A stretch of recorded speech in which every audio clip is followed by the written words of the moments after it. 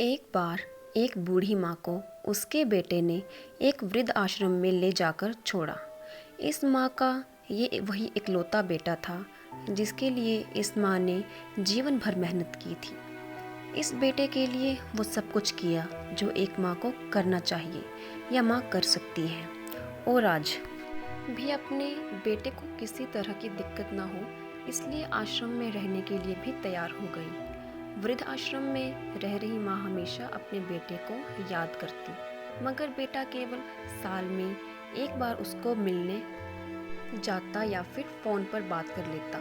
कई साल बीत गए। वृद्ध आश्रम से बेटे को एक दिन फ़ोन आया। उन्होंने कहा, बेटा जल्दी से आश्रम आके अपनी माँ से मिल लो, वो सीरियस हैं। बेटा जब अपनी माँ के पास पहुँचा तो वह अपनी आखिरी सांसें गिन रही थी।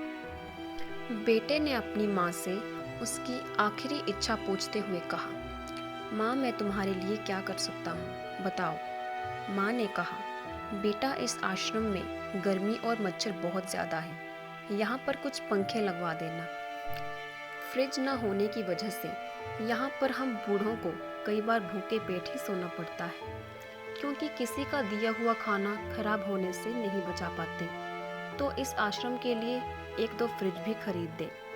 बेटे ने अपनी माँ की सारी बात सुनी या कहा, माँ तुमने इतने साल यहाँ पर निकाल दिए पर आपने कभी भी यह बातें मुझसे नहीं कही, और अब जब आपके पास टाइम नहीं बचा है तब आप यह सब कह रही हैं, ऐसा क्यों?